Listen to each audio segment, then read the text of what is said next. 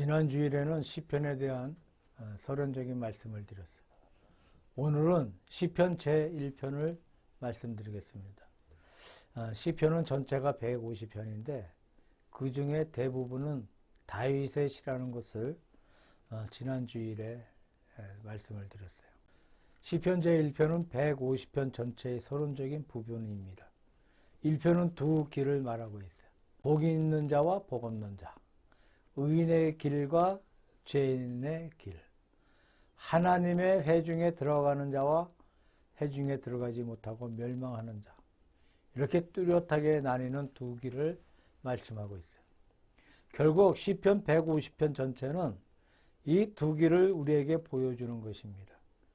복 있는 자와 복 없는 자, 이 두 길을 뚜렷이 말해주면서 우리에게 복 있는 길을 장려하고 사모하는 것을 말하고 있습니다.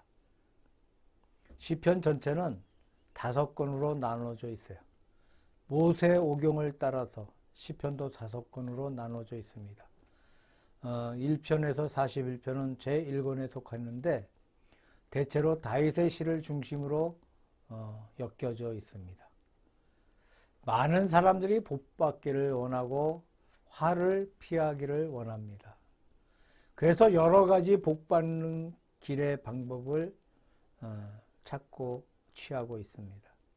중요한 것은 우리가 믿는 사람들이 바라고 있는 이 복은 무엇인가? 우리 믿는 사람들 역시 하나님 앞에 복받기를 원하는 것은 마찬가지입니다. 다만 우리의 차이점은 복의 개념이에요. 어떤 복을 원하고 있습니까? 어떤 때에는 세상에서 말하고 있는 복이 성경에 비추어 볼 때 복이 아니고, 어떤 때에는 세상에서 기피하고 싫어하는 것이 성경에 비추어 볼 때 축복일 수 있습니다. 무엇 때문입니까? 세상의 축복이라는 것은 다분히 외적이에요. 오래 살고 건강하고 자녀가 많고 부유한 것은 여러 가지 외적인 조건을 만족시키는 복입니다. 그것이 어떠한 방법으로 주어졌건 따지지를 않습니다. 우리 신앙의 세계 역시 앞에서 말한 그런 조건들이 복으로 간주되는 것이 사실입니다. 그러나 거기에서 한 걸음 더 나아가 어떤 길을 통해서 오래 살 것인가, 어떤 길을 통해서 건강할 것인가, 어떤 길을 통해서 자녀를 많이 낳을 것인가, 어떤 길을 통해서 부유할 것인가 하는 그 방법, 그 원리가 대단히 중요합니다. 바른 원리에 의지해서 받는 외적인 복이 참된 복이고 영원한 복이라는 거죠. 바른 원리에 의지하지 않는 복은 참된 복일 수가 없고 오래 가지도 못하는 복입니다. 시편 1편에서 그 원리가 명백하게 제시되고 있습니다. 어떤 복이 참된 복인지 그 원리를 가르쳐주고 있습니다. 여기에 맨 처음에 나오는 말씀이 복 있는 사람은 악인의 꾀를 쫓지 아니하며 죄인의 길에 서지 아니하며 오만한 자의 자리에 앉지 아니하고 이렇게 말씀하고 있습니다. 소극적으로 말해서 악한 길에 서지 않는 것, 악을 쫓아가지 않는 것이 참으로 복 있는 자라고 말합니다. 악인의 꾀를 쫓아 행하지 아니하고 그 악에 가담하지 않으며 그 악과 더불어 일체가 되지 말아야 함을 말하고 있습니다. 여기에서 타락의 경로를 살펴볼 수가 있는데 멀찌감치 따라가다가 그와 더불어 같이 동류가 되었다가 완전히 하나가 되어 악을 행하는 자가 되고 맙니다. 하여튼 악한 길을 따라가는 것은 어떤 보화를 얻는다고 해도 참된 복이라고 할 수가 없다는 거죠. 남미에 가면 세계에서 가장 무서운 독사가 있다고 합니다. 이 독사는 가장 무서운 독사인 동시에 가장 아름다운 독사라고 해요. 이 독사를 보면 혹 하거나 누구든지 가까이 갖고 싶고 만져보고 싶을 만큼 아름답다고 합니다. 아름다운 미에 도취되어서 가까이 다가가다가 물리면 1시간 안에 죽는데 해독약이 없다고 해요. 가장 독한 것이 가장 아름답다. 우리가 한번 생각해 보아야 할 문제라고 생각합니다. 세상에서 가장 악한 것은 악하고 흉측한 모습으로 보이는 것이 아니고 오히려 가장 아름다운 자태로 나타나는 수가 많아요. 아름다운 모양을 가지고 유혹한다는 얘기입니다. 베드로 전후서는 사도 베드로가 여러 교회에 보낸 편지죠.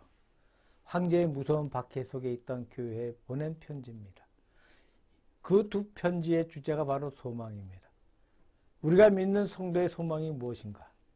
세상에서 악한 일을 하다가 남에게 욕을 먹지 말라. 남에게 욕을 먹되 선한 일을 하다가 복음으로 인해 욕을 먹어라 라는 것입니다. 이 말씀 속에는 우리가 박해를 받거나 욕을 먹는 것을 결코 기피하고 있지 않습니다. 내가 세상의 박해를 받고 박해 속에서 죽을지라도 악한 행위 때문이 아니고 선한 일을 하다가 죽는 것이니 아름답다고 말합니다. 여기에 가장 높은 축복의 모습이 있는 것이 아닌가 생각해 봅니다. 복 있는 자가 누구입니까? 악을 쫓지 아니하는 자라는 거예요. 이것도 소극적인 원리라는 겁니다. 그와 반대로 적극적인 원리가 기록되어 있습니다. 2절에 보니까 오직 여호와의 율법을 즐거워하여 그 율법을 주야로 묵상하는 자로다 라고 말씀하고 있습니다. 소극적으로는 악한 데 가지 아니하고 적극적으로는 하나님의 율법을 쫓아 율법 속에 살고 율법을 좋아하고 율법을 즐거워하여 밤낮으로 그 율법을 묵상하는 자입니다. 악한 길을 따라가든지 여호와의 율법을 따라가든지 두 길이 놓여져 있습니다. 진리의 세계에는 중립이 없다는 말씀이 있어요. 악한 것도 따라가지 아니하고 율법도 따라가지 아니하는 중간지대는 없다는 얘기입니다. 악한 길을 따라가든지 선한 길을 따라가든지 둘 중에 하나입니다. 예수님께서 말씀하신 모든 말씀도 자세히 보면 늘 두 가지가 있습니다. 옳은 길인가, 그릇된 길인가, 구원의 길인가, 멸망의 길인가. 구원의 길도 멸망의 길도 아닌 중간지대는 없다는 거예요.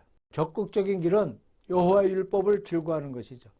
우리가 어떻게 악인의 길을 쫓지 않고 악한 길을 가지 않겠습니까? 소극적으로 안 가겠다고 버티면 더 가게 됩니다. 사람들은 이상한 본능을 가지고 있어. 보지 않겠다라고 생각하면 더 보고 싶어지고 해로운 음식을 먹지 않겠다 하면 더 먹고 싶어지는 이상한 본능을 가지고 있어요. 아이들에게 하지 말라고 하면 더 하고 싶어 합니다. 그러면 어떻게 해야 합니까? 악한 것을 행하지 않기 위해서 의로운 길을 행하는 거예요. 의로운 일을 행하는데 몰두하면 악한 일은 저절로 하지 않게 되는 것입니다. 그래서 적극적으로 여호와의 율법을 즐거워하지 않고 성경을 읽지 않으면 악한 길을 쫓지 않겠다는 다짐도 열매를 맺지 못합니다. 사람은 그냥 가만히 있으면 악한 길을 따라가지 않을 장사가 아무도 없다고 생각됩니다. 하나님의 율법을 좋아하고 하나님의 율법을 따라가는 가운데 악의 유혹을 능가할 수 있고 이겨낼 수가 있습니다.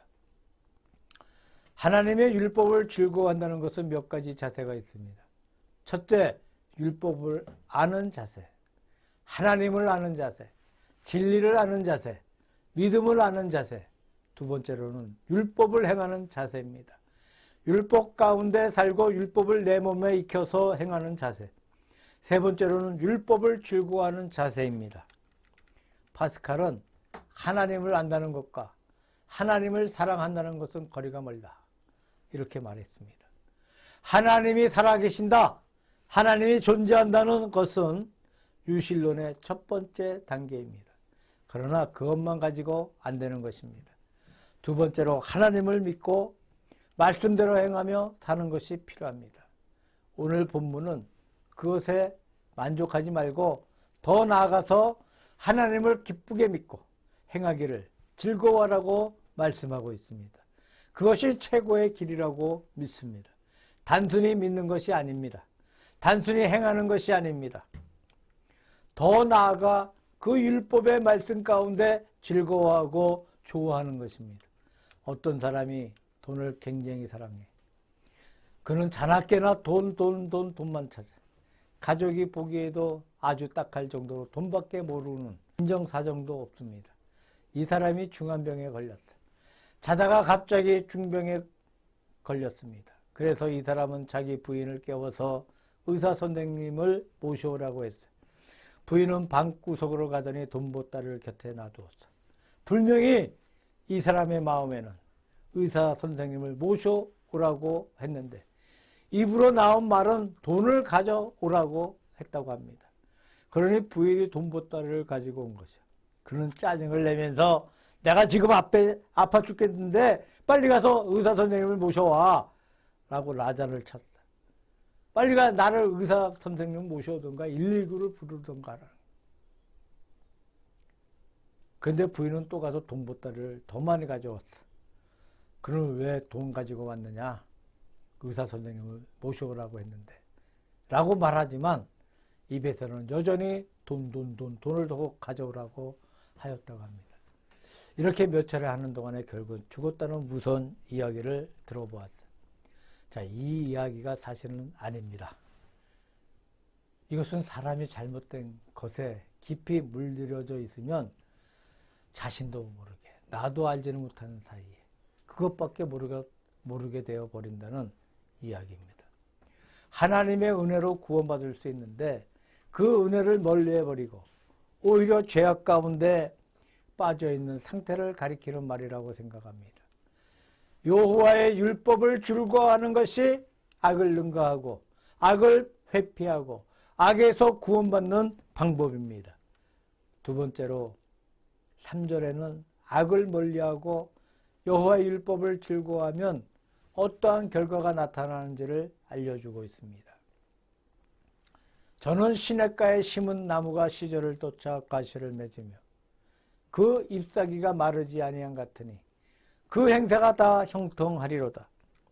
즉 열매를 맺는다고 말씀합니다. 선한 일을 따라가는 증거가 무엇입니까? 그 일의 열매가 맺어진다는 것이죠. 예수님께서 좋은 나무마다 예수님께서는 좋은 나무마다 아름다운 열매를 맺고 못된 나무가 나쁜 열매를 맺나니 그의 열매로 그를 알리라고 말씀하셨다. 자, 악한 나무가 좋은 열매를 맺지 못하고 좋은 나무가 악한 열매를 맺지 못합니다. 그 나무 생긴 그대로 열매를 맺습니다. 그러면 열매라는 것이 무엇일까요? 열매는 몇 가지 종류가 있는 것 같습니다. 첫째로 우리가 우리 자신을 위해서 스스로 맺는 열매가 있어. 갈라디아서 5장 22절에 보면 성령의 9가지 열매가 나옵니다. 나 자신이 하나님의 은총 가운데 하나님의 말씀 가운데 살 때에 내 마음속에 성령의 열매를 맺습니다. 사랑과 희락과 화평과 오래 참음과 자비와 양선과 충성과 온유와 절제의 9가지 열매를 맺게 됩니다. 나 자신을 위해 아름다운 성품에 스스로 맺는 열매가 있습니다. 두 번째로 일의 열매를 맺습니다. 하나님의 축복을 받아서 형통하게 됩니다. 우리가 세상에서 사업이 잘 되고 몸이 건강하고 가정이 화평하게 되는 등 형통하는 하나님의 축복의 열매가 있습니다. 밤낮을 가리지 않고 그것을 추구하는 것은 잘못이지만 그 자체가 잘못은 아니라는 거예요. 하나님의 진리와 올바른 원리 가운데 살아갈 때 육신의 모든 행사가 형통케 되는 것은 좋은 일이라고 생각합니다.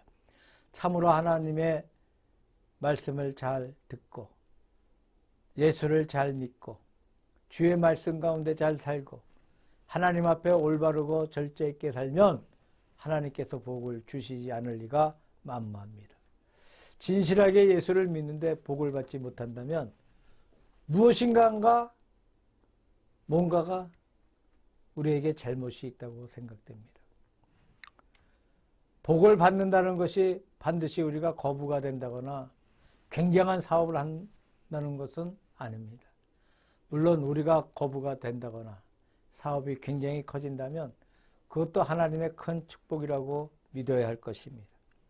그러나 따뜻하고 행복하고 아담한 육신의 생활을 하는 것이 더 큰 축복이고 형통한 삶이라고 믿습니다.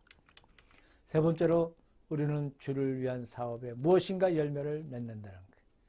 복음을 위하여, 교회를 위하여, 하나님 나라를 위하여 무엇인가 열매를 맺을 수 있다는 말씀이에요.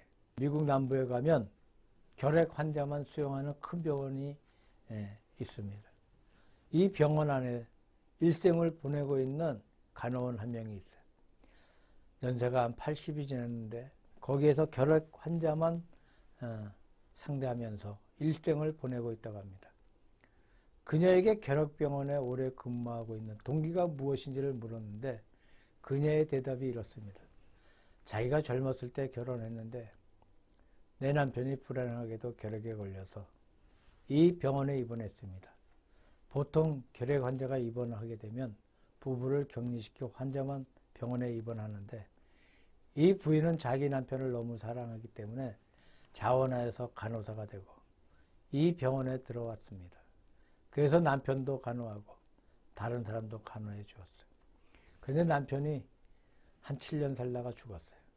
젊을 때 남편을 잃고 과부가 되었는데 그녀는 남편이 죽자 마음속에 하나님의 뜻과 사명이 이 병원에서 남편 대신에 다른 환자들을 지극히 간호해 주는 것이라고 느끼게 되었다고 합니다. 그래서 아주 젊을 때 재혼하기를 단념하고 병원에 들어오는 환자 한 명 한 명을 자기 남편 대하듯이 아주 친절하게 간호해 주었습니다. 그래서 많은 사람들에게 감화를 주고 많은 사람들이 예수를 믿게 하였고 그 병원을 미국 전체에서 유명한 병원으로 만들어 주었다고 합니다. 자, 그 병원이 유명하게 된 것은 타고난 의술 때문이 아니고 어떤 의사 때문도 아니고 그 간호원 때문이라고 합니다. 너무나 사랑이 넘치는 한 간호원 때문에 많은 환자들이 위로를 받고 격려를 받았습니다. 참 아름다운 열매가 아닌가 생각해 봅니다. 우리가 이 땅 위에 살 때에 우리 일생을 통해서 그 이상 더 좋은 열매를 어떻게 맺을 수 있겠습니까? 하여튼 그녀가 자기를 희생하며 병자들을 간호하며 맺은 열매는 땅 위의 어떤 열매보다도 존귀한 열매라고 생각합니다. 어떤 사람은 전도에 열심히 있습니다. 내가 꼭 전도를 해야겠다는 불타는 마음으로 전도를 한다면 얼마나 좋은 열매를 맺겠습니까? 또 어떤 분들은 내가 어떻게 하면 교회에 충성하여 맡은 일에 충성할 것인가를 생각해 봅니다. 또 어떤 사람은 직장에서 충성스럽게 봉사를 합니다.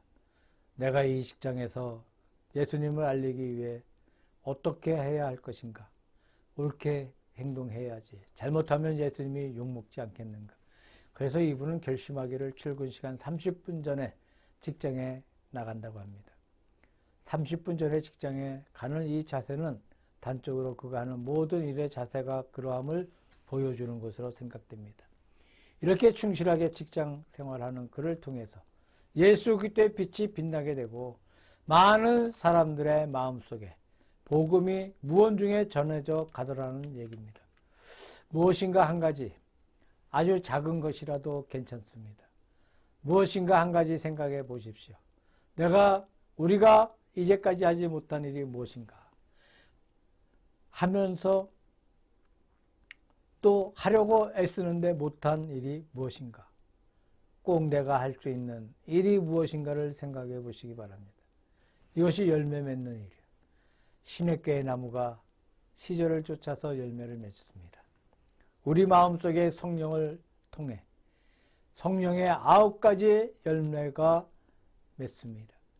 우리가 거룩한 주의 말씀 가운데 살 때 안정되고 편안하여서 남들도 부러워하는 생활을 할 수가 있습니다. 우리가 주를 위해 사회에 나가 무엇인가 봉사의 열매를 맺습니다. 사회에 나가 봉사의 열매를 맺는 것도 다 주를 위한 열매를 맺는 생활인 줄로 생각합니다. 우리 속에 하나님의 은혜가 있으면 반드시 겉으로 표가 나는 법입니다. 아무리 가리고 애쓰고 숨기려고 해도 표가 나게 되어 있습니다. 악한 것도 마찬가지예요. 악한 것도 아무리 숨기려 해도 표가 나는 것입니다. 세 번째로 은혜 회중에 들어가게 되는 복을 받게 되는데, 예수를 믿는 우리의 마지막에는 최후의 심판대가 있어. 의인의 길은 여호와께서 인정하시나 악인의 길은 망하리로다. 자, 이 두 가지의 최후의 심판이 있다는 거예요. 복 있는 사람은 의인의 회중에 들어가게 됩니다. 하나님께서 인정하시고 아시고 의인의 길에 들어설 수가 있습니다. 영생의 축복이 기다립니다. 우리 현실에서도 우리가 주를 믿는 성도의 무리 가운데 산다는 것은 바로 의인의 회중에 드는 생활입니다. 이 세상에서 교회는 두 가지가 있어. 보이는 교회가 있고 보이지 않는 교회가 있습니다. 보이는 현실의 교회에는 의인도 있고 불의한 사람도 있습니다. 진리도 있고 비진리도 있습니다. 마치 곡식과 가라지가 섞여 살아가고 있는 것 같이 예수 그리스도의 교회도 마찬가지입니다. 여기는 반드시 의인만 사는 세계가 아닙니다. 그러나 우리가 믿어야 하는 것은 교회에 있는 것이 의인의 회중에 들어가는 상징이라고 생각합니다. 진리를 사랑하고 교회에 속하기를 원하는 마음, 바로 이것이 의인의 마음속에 있는 생각이 아닌가 생각해 봅니다. 어떤 분이 나는 교회 가지 않고 못 살겠다. 교회에서 나를 오지 말라고 박해를 하고 욕을 한다 해도 교회에 가지 않고는 못 견디겠다라고 말하는 것을 들어봤어요. 교회를 떠나서 살 수 없겠다는 것은 의인의 회중에 속한 자의 심정이라고 생각해 봅니다. 보이지 않는 교회는 거듭난 자, 하나님께서만 아시는 참된 성도들의 회합입니다. 하나밖에 없어.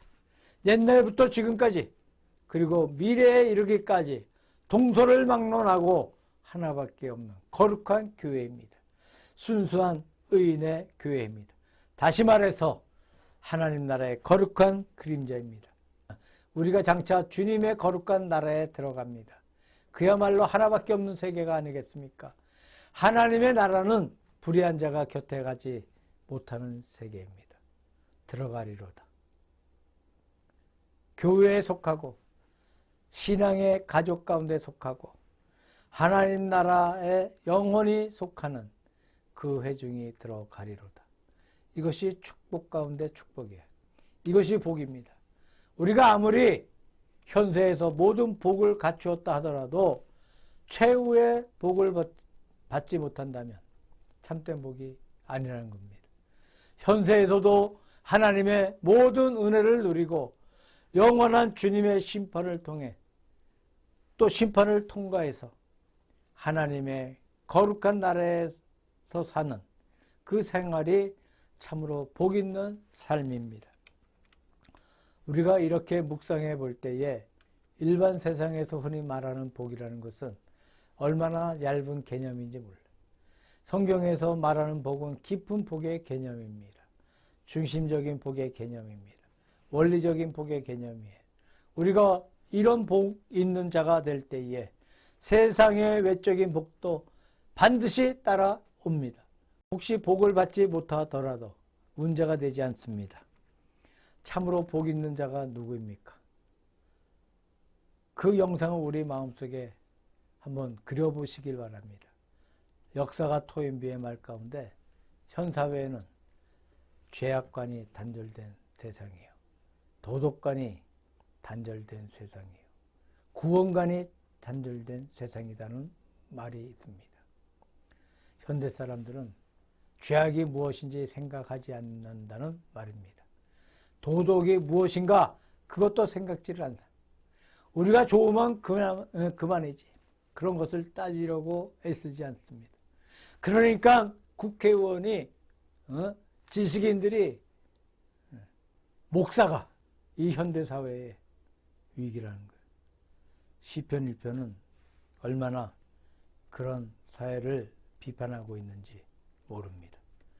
하나님의 거룩한 말씀 가운데 참된 복 있는 길을 발견하시기를 바랍니다.